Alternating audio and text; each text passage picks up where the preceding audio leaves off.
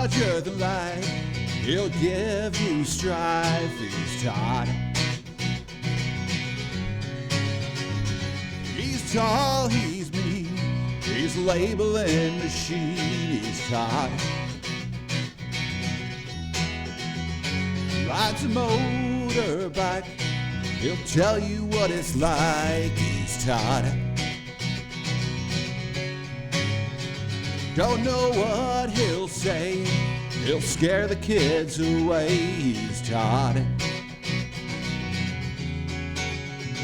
He's Todd. Hey, this place will wake you up if you're not already there. So I appreciate you attending episode 6. Can you believe this 6 episodes so far? We got a big crowd today, and every week it gets bigger, which means that there's really nothing for y'all to do out there, nothing better to do. We're going to touch on QR codes today and the barcoding in general, but I'm going to focus on the QR aspect of this. I hope everybody's doing well out there. I know the weather here in Carlsbad, California, it's finally sunny. We're going through the May gray, leading into June gloom, but you know, who cares? You can't go outside anyway. So I hear it's real nice out there.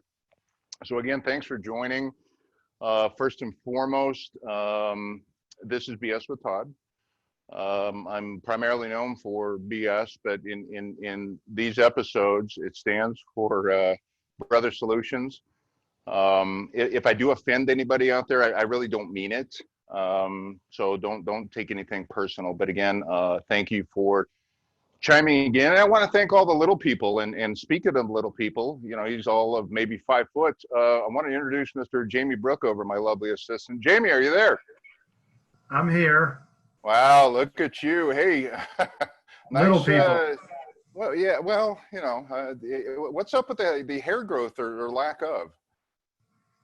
I mean, look, it's my new quarantine. Wow, goodness gracious, huh? Look at that. Jamie's going to be in the background. Jamie is going to be answering all your questions. QR codes and barcoding and stuff like that. Not the most exciting stuff out there, but you know what? We're going to blow your mind today. So be prepared to be BSified, if you will. This might take a few minutes longer than anticipated because QR codes, although as boring as they are, they're actually very important. And to give you a history of barcoding in general, we all see barcodes on, well, everything. If you look around and, you know, if you're as anal as I am about my job, you know, I'm always looking for labels and stickers and stuff like that. So barcoding is everywhere, whether you get a package from UPS, FedEx, whoever, they're on your mail. If you return a car, you know, they're there. When you check out at the grocery store, warehousing, you know, they're everywhere. And it started off real basic, and then it's developed into what we call 2D barcodes. And I'm going to spend most of my time today on 2D barcodes. I'm going to share my screen. I'm going to show you kind of the history of barcoding. I'll go through it real quick because I don't want to put you to sleep before this is over. And then I'm actually going to print something. I did a little homework last night and came up with a couple of labels. And I'm going to show you, this really is mind-blowing.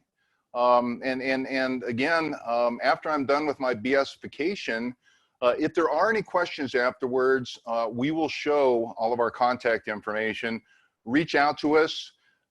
We don't do the software for the barcoding. We actually print the barcodes. There's plenty of programs out there that you can use. Again, we're just going to print the barcodes. There are a lot of third parties out there that's all they specialize in, and they really charge a premium.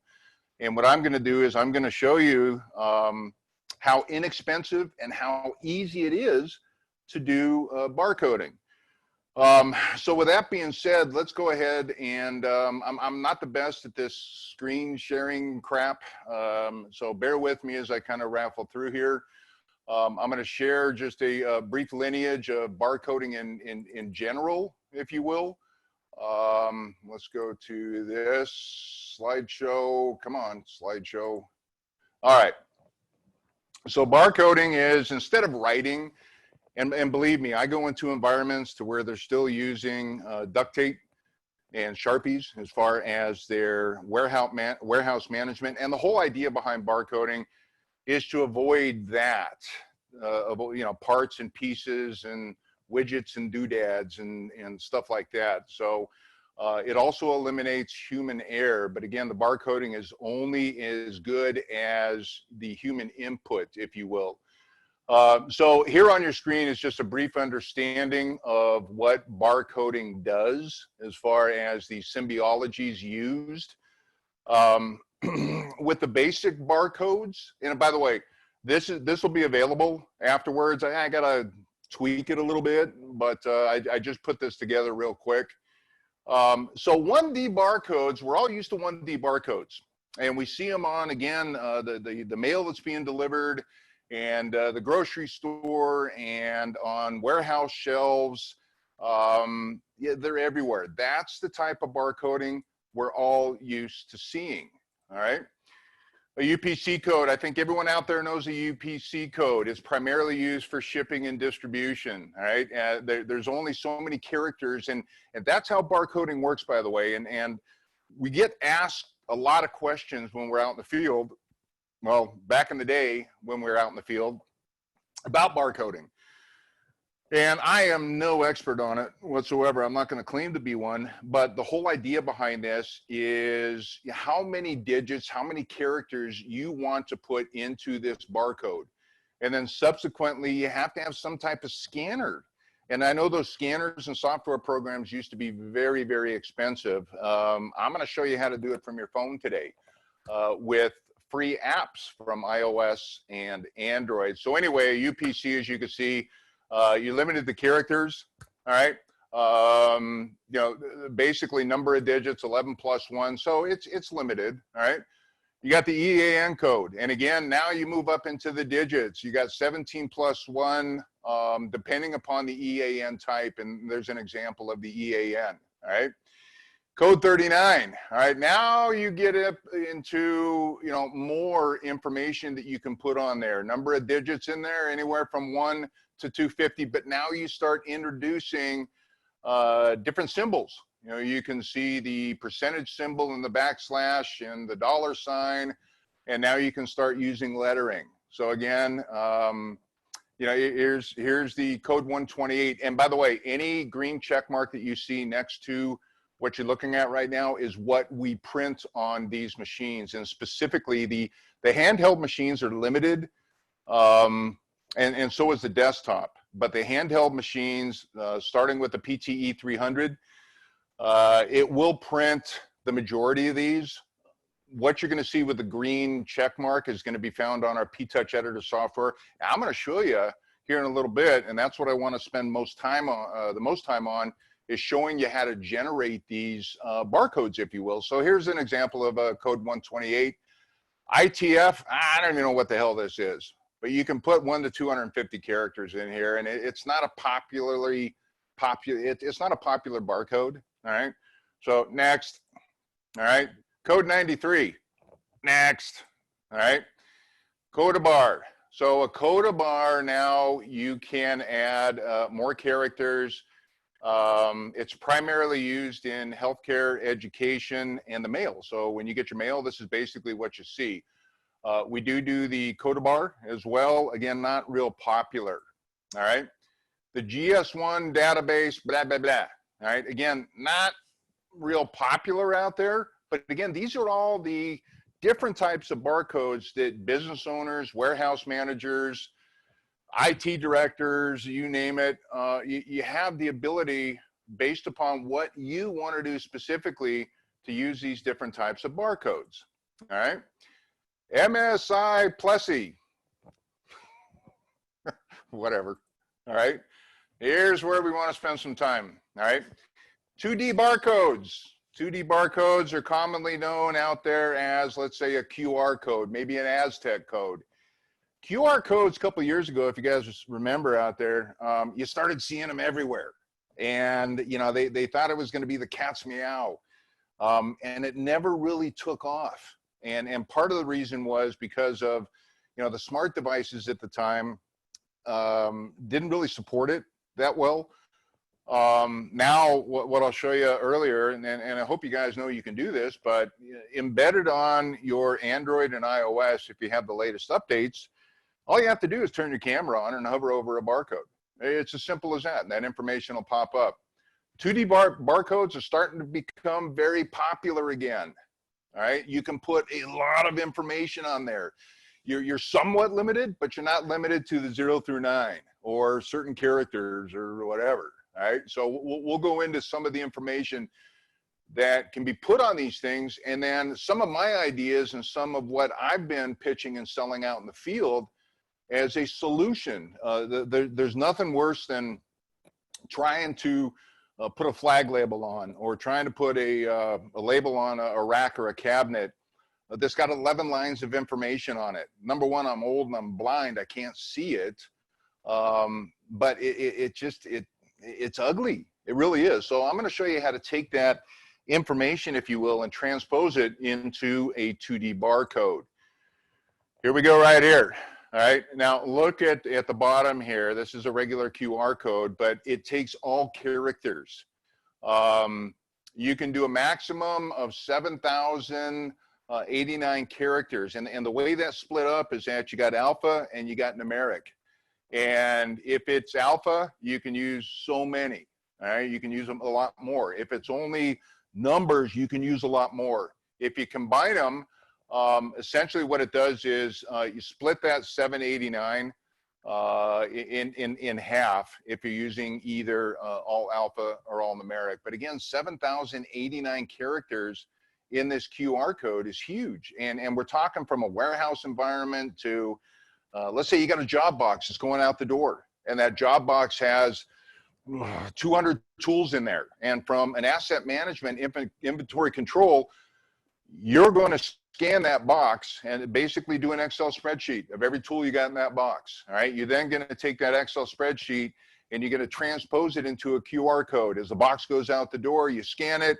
It gives you a list of all the tools in there. As that box comes back, all right, again, if you have somebody else checking that box in, all they have to do is scan this code. It tells them everything that should be in that box when it gets back. So again, QR codes are very popular. Data matrix code are primarily used in electronics and government entities. We do see a little bit of that out there. Again, it's not really popular, but it follows the same type of rules as a regular QR code. A PDF 417, logistics and government, we don't deal a lot with those things. We have a different division or brother called the enterprise team, and they would be more inclined to use this particular code right here. Is anyone still awake out there? All right, I'm starting to bore myself back here, so I'm going to try and rifle through this stuff, and I'm going to show you some real-time way that I'm going to do some barcode. Aztec codes are starting to become a lot more popular. I've seen them in medical environments. They were primarily developed for transportation, right, if you will. But I am starting to see a lot more. Part of the reason is from a proprietary level. Again, everybody on their phone has a QR code scanner, but it takes specific scanners or apps, if you will, to do Aztec codes.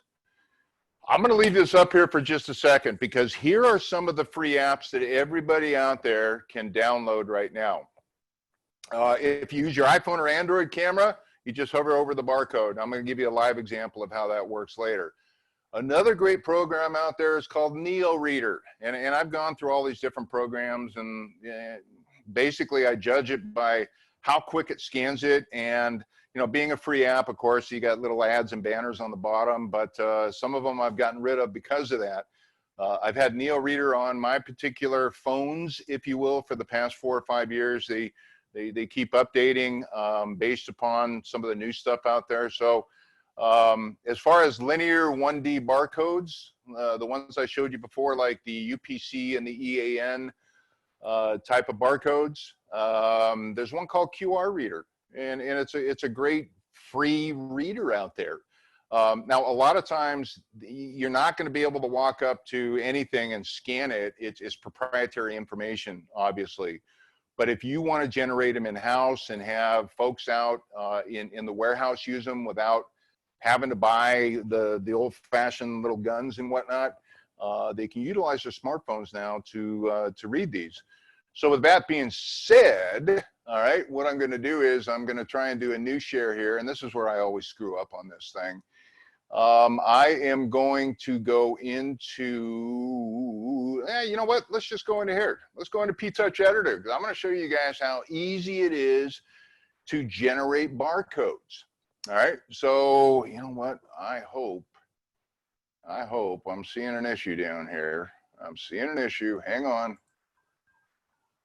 Yep. And it stopped. Hang on. I'm going to have to restart a program here in a second, so that way I can share my phone with you. I think it went dormant on me. But anyway, let's go into P-Touch Editor software.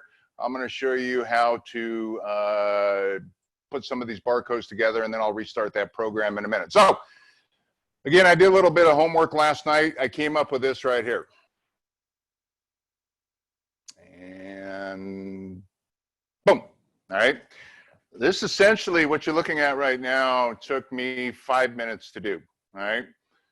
So let's hypothetically say that I'm a data center manager, or I am a custom cabinet builder. All right. And I don't want anybody monkeying inside of that custom cabinet. All right.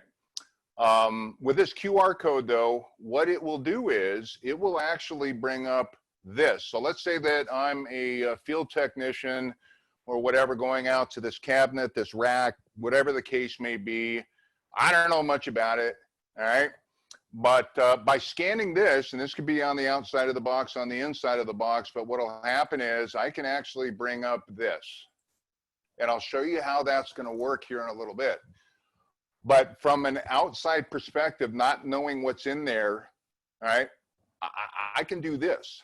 All right, so I can go through and I can, this whole diagram and blah, blah, blah, blah, blah, blah, blah, blah. I mean, there's a lot of information based upon what's here, all right, but it makes it nice and easy to access this code out in the field. So let's go back here. That's one of the things I want to show you.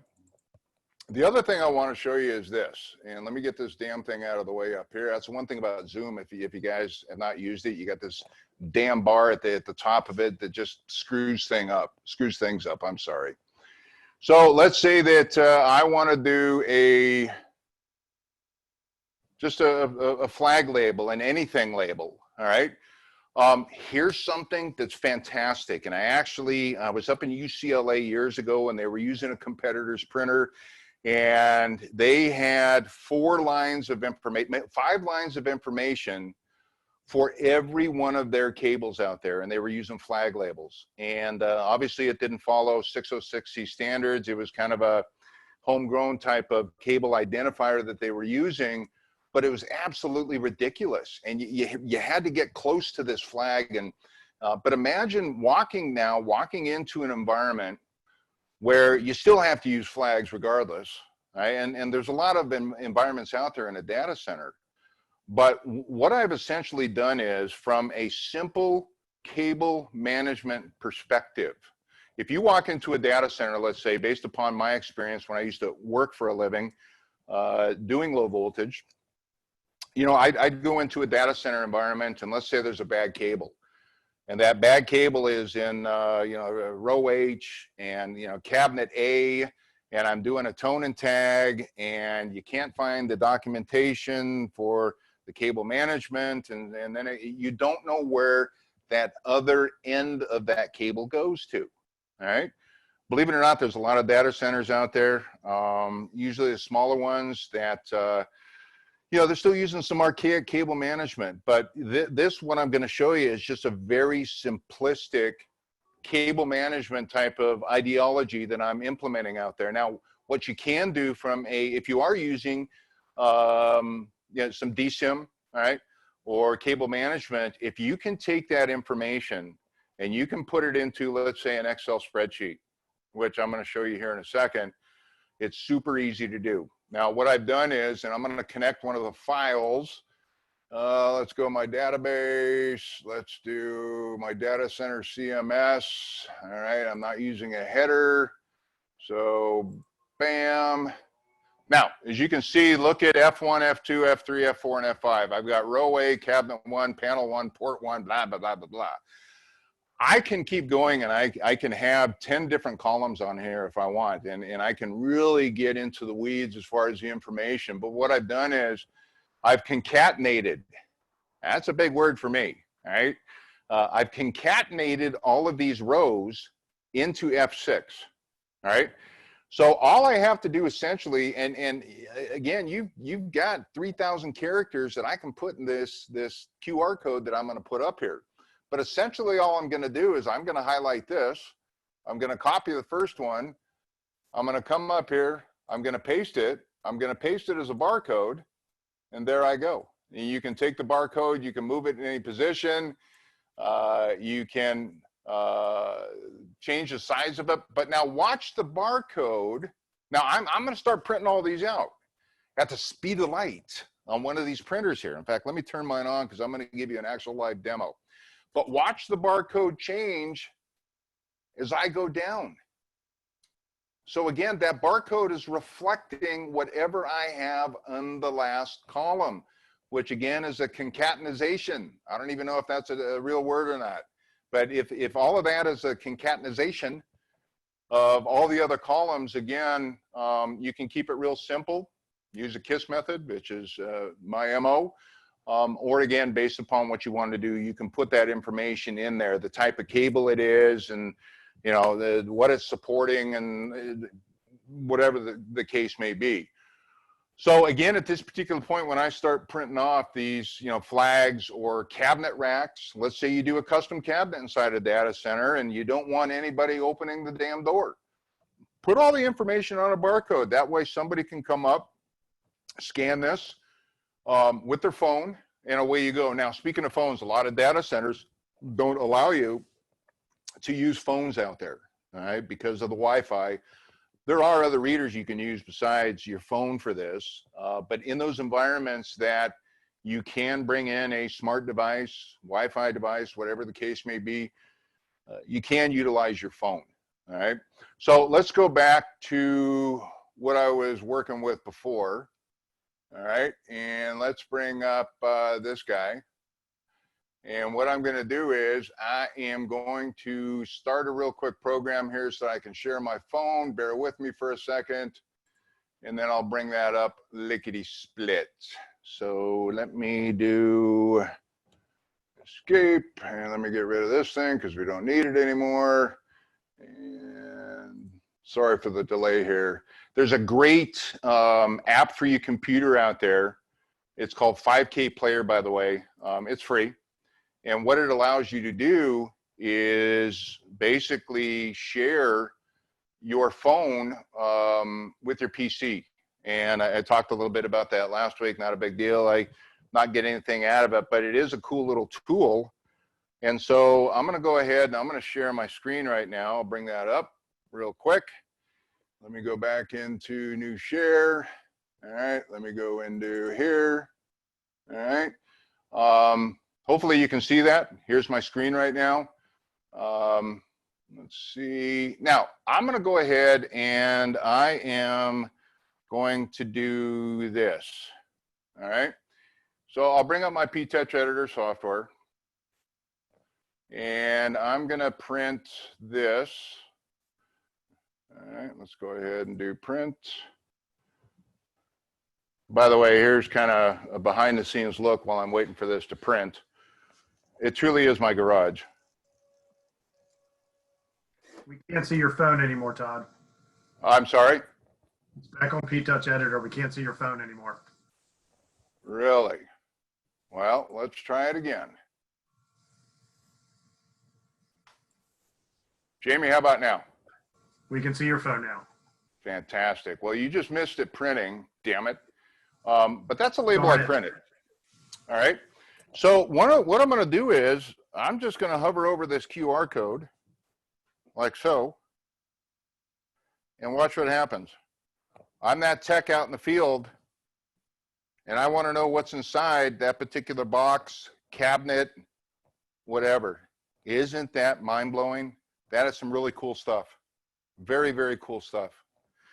So now let's go back to the label that I printed for a flag. All right, so here is the label the flag label I printed. All right, what I'm going to do is I'm going to use a different program here. So let me get out of this. Let me go into, so imagine now I'm a tech, I'm walking up to a fiber, copper, whatever the case may be, and instead of having any type of alphanumeric characters on there, all I'm going to do is I'm just going to scan this with QR Reader. QR Reader comes up. Now I know exactly where that particular cable goes. All right. I mean, again, it's mind-blowing what you can do with barcoding and QR codes. One of the things that we do, and I'm going to stop this share real quick.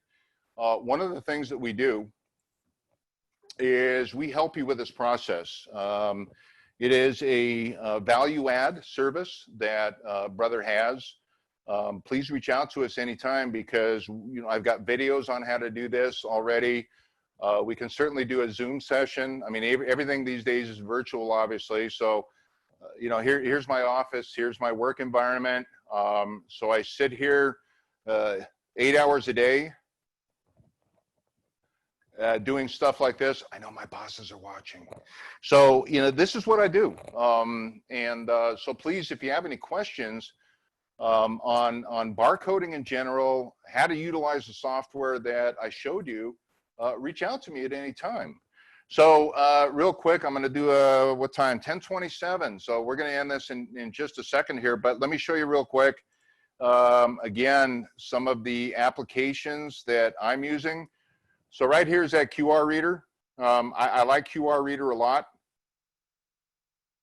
Let me get out of this. Over here, there's one called ScanLife. Yeah, it's okay. All right, it's just another avenue. Now, keep in mind is some of these apps work with certain barcodes and they don't work with others. And I really haven't found one that has done everything. Here's that Neal Reader. I like that Neal Reader. I like it a lot. All right. This is primarily good for what I just showed you as far as going to, these websites. All right. So as you can see, here's Neal Reader, and all I have to do at this particular point in time is click on that, and then away I go. All right. It's going to bring up that schematic that I showed you earlier. What else? So I think that's it as far as the apps. I've got Cam Scanner on there, not too good, but again, if you have any questions on the apps to use, reach out to us. If you have any questions on, generating things like what I showed you here, reach out to me. I mean, it's simple. If you want to learn how to do this yourself, that's fine. If you want to do it on a broader scale, let us help you with that project. So again, any data center folks, anybody in a closet environment, custom cable assembly, custom cabinet, a panel shop. Oh man, this would be great for a panel shop. Fantastic for a panel shop. And we've done some work, some really big projects up in Des Moines, Iowa, of all places, during the winter time, actually. Anyway, we're here to help you with that. I'm going to go ahead and I'm going to stop this right now. Please reach out to Jamie with any and all questions. By the way, I told you last week that I'm going to continue to grow this until all of this is done. Hopefully it ends pretty soon. It's getting kind of ugly. The other thing I wanted to show you is 3 weeks ago, all right, I put the one here in water. I know it's tough to see, but there's a flag label in there. There's also a cable wrap label in there. This one's in oil. All right, so these have been in here for 3 weeks. So keep that in mind when you're choosing a labeling solution. is that we're very tough labels. We last. We're only going to come off until you peel us off. With that being said, Kelly, if you would put up episode 7, I think we're on 7 already. Good God. All right. So I think Kelly's going to put up episode 7 here as far as next week. It's going to be our desktop overview. So the desktop overview essentially can do everything the handhelds will, but now you're at the desktop level, and we have desktops ranging from portable mobile desktops to ones that have to be tethered to a PC, and we're going to go through all that. So actually, we can do a lot more with these desktops. So stay tuned for episode 7. I want to thank you again for tuning in to episode 6. Kelly, if you could put up our contact information up there. We got me here in Carlsbad, California. Contact me with any time, or with any, hell, you need some bad advice? Hey, I'm the man. Any labeling, reach out to me at any time. We've got Mr. Jamie Brook over, which you saw earlier. Mr. Dan Cobb, primarily MRO accounts.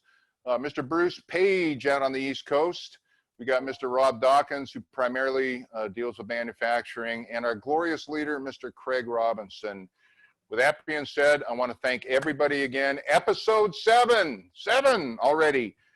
Next week, same bat time, same, oh wait, maybe I can't say that. But anyway, next Thursday, 10 a.m. Pacific Coast.